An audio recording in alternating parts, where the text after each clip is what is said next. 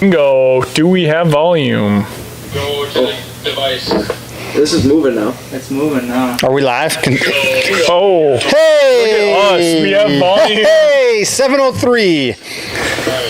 Took the boys 3 minutes. But hey. Now we got humans. Well, we were all fired up. We were clapping into the mics, trying to get them to work.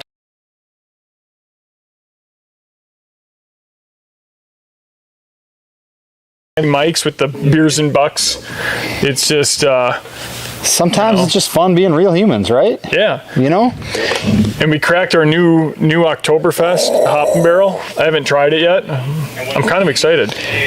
Got my fresh supply of lemon breaker. What do you think? Good way to break in fall. Bomb. Do me a favor. Describe the flavor of an Oktoberfest beer in one sentence. Delicious. That's one word, even better. All right. Well, hey. We got troubleshooting going on the audio. I think we're good. We're dialed in. We're a week and a half from bow opener in Wisconsin. Got no bucks on camera. You don't need them now. The fellas just got back from Kentucky on the mind. Nodak. North Dakota. They unfortunately did not see any bucks either. Spency boy smoked a doe. Yep. Broke the ice for the domain crew. He's got a sweet video live on YouTube right now. You should check that out. A few cameos from old Ergy. Pops in there and says a few words too. So that's good. He's always good on camera when he's doing a selfie. We gotta get him to do this more. Yeah. But no, it's exciting times. Fall plots should be booming for most people. We're in desperate need of some rain here in central Wisconsin. Plots look good still, but hopefully this weekend looks like some rain. Got a lot of people buying for down south right now. They're about to get it in the ground.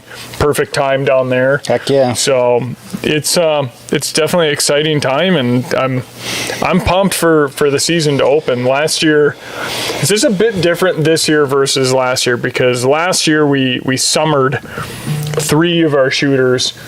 All summer we were getting pictures for the most part, and then they actually stuck around when they lost their velvet. And this year, early, July, we got the nice 10-pointer. I haven't had a shooter on camera since. Yeah. But I didn't get a lot of the cameras out until, I don't know, a month and a half ago. I got 8 tact cams running now. So I think it'll be cool to see once that velvet comes off what moves in, because we got a smorgasbord of food this year. I tell you what, it doesn't matter what's happening now. Because as the fellows experienced in North Dakota, patterns are changing right now and things are kind of flipping. They had bucks on camera every night, a little bit during the day, and then all of a sudden they disappeared. They shed, and now the patterns change. They go wherever they're going, and we know that your biggest deer lives on your farm. Yep. Pictures of them in 2020, pictures of them in 2021. 2022 is still in front of us. But why is it that we didn't know that we had the Big 8 on camera in 2020? So he was in the archives of your father's original 1948 computer. Where he has to like pull start it? Oh yeah. It's one of it takes up half the cabin. Yeah. It's one of those computers. Yeah. Bill Gates over here thumbing through his old photos. His old hard drives is like, hey Jeff, here's the Big 8 from 2020. Huh? Kind of funny he never the shed right here from 2021. Dad, if you're watching, I'm going to remove your access to the tact cams. Ooh. He might just block off your access to his property. That's fine. He can't hunt, then he can't hunt the muddy. Ooh, we got fight brewing here. Fight is brewing. No, we're gonna be talking because we run a lot of cameras, and it's like we got to share the pictures, And he's like putting extra food plots on his side of the land this year, like to the tune of like 4 acres. He is kind of starting to stack the deck a little bit. He is. He's like, my side's better than your side, and he's said he's done hunting the muddy. Wise. He's wise. But you know what'll happen? We'll get like a mid-October 14th snowstorm, and he'll be like, oh, I better go hunt the muddy, and then he'll schwack one. As long as you can keep him out of there opening weekend. Yeah. I need to go kill one on open. Timmy's due. We were just having this conversation earlier about the mindset to have going into a season. It was an interesting conversation. We got Jake chasing Mr. Big, who we rough scored, and that was a bad idea because now he's not going to sleep for a month. He's all ruddy. Yeah, he's a mess. We got Timmy, who's putting the pressure on himself because he hasn't killed a deer since 2018. Yeah. So we got half of the squad here. It's just a freaking mess. I'm fine. Spence, he just kills everything that breathes. I'm calm. So he's fine. And I don't know enough to know enough. I just don't know enough to give Jake advice on killing a 170-inch deer. You want to kill a 120, 130? I'm your guy. We can put the habitat plans in place, but I could only tell him how not to. Every year, though, the land's gotten better and better, and I'm just really not worried about it. And it's funny, Brandon Pyre and I were talking. He's like, "Quit worrying about summer bucks," and I'm like, "Absolutely, I know, but it's nice to have them." But then all of a sudden, come hunting season, you're like, "Wait, where did they go?" So it's almost better to not, How many deer have you killed in August? Yeah, it's tough to be disappointed when you're already disappointed. Whew. Yeah, words to live by. I mean, let's think about it this way. Could it be any worse than the last couple of years for you? No. So there you go. Uh-oh, the boys are nervous. Our camera's going to die again, I think.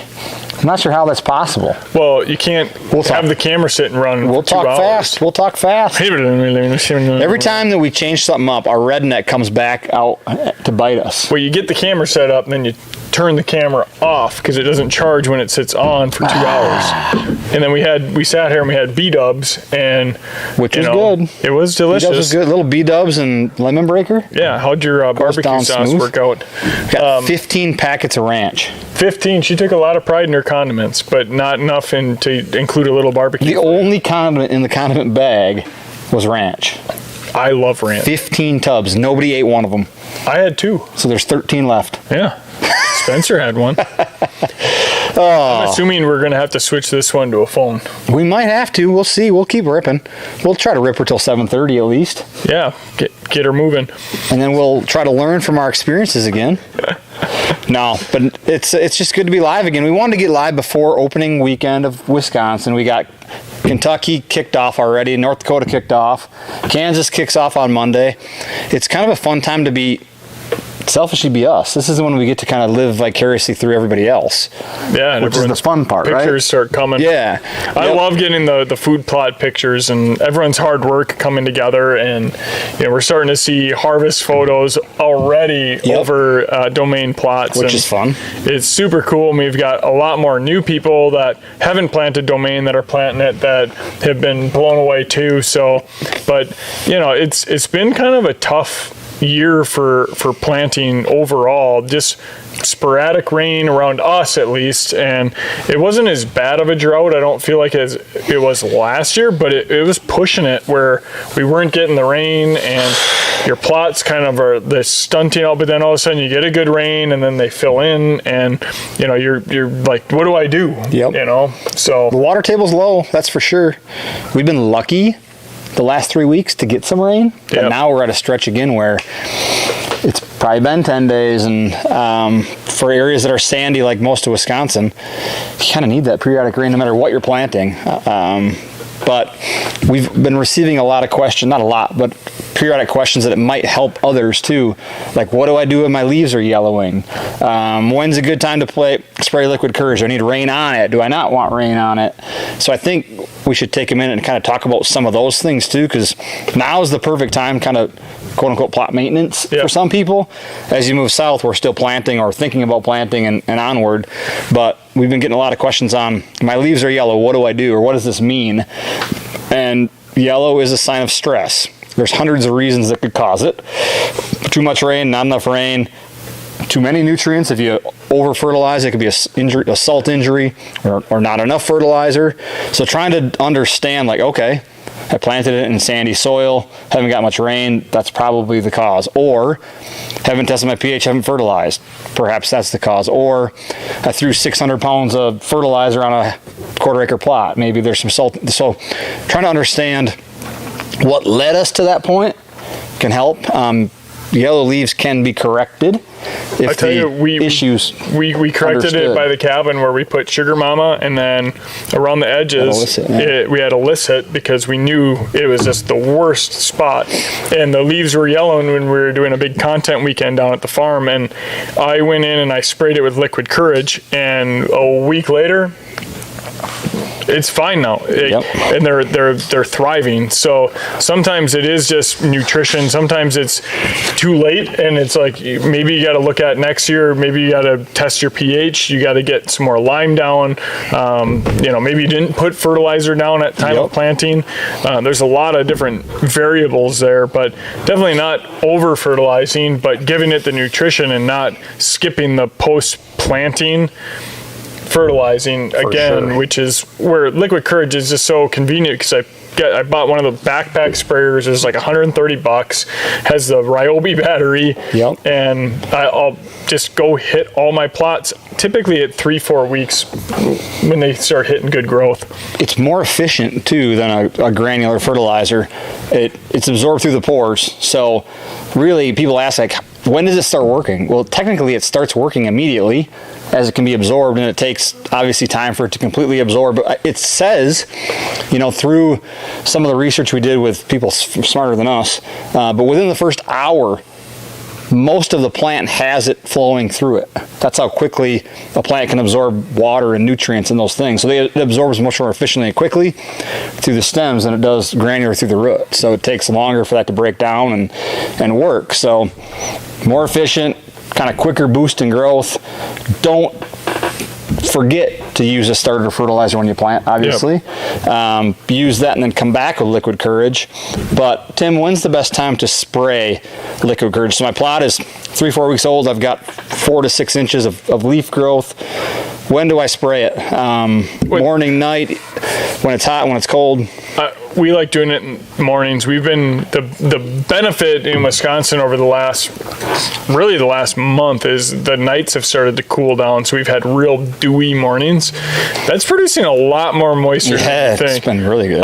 But that's one of the best times to go in and hit it. You don't want to hit it late in the day when it's dried up and it's hot. And we found that getting it right away in the morning, going out spraying them was the best time for us, just mainly because I think that's going to help absorption. And it can absorb some through the soil. We were talking with Tim. He's just like, don't sell yourself short on Liquid Courage, but I still believe with the foliar fertilizers that it needs good plant contact. And 100%, yeah. If you watched our video on the 2 different plots that we have, we were ready to spray one.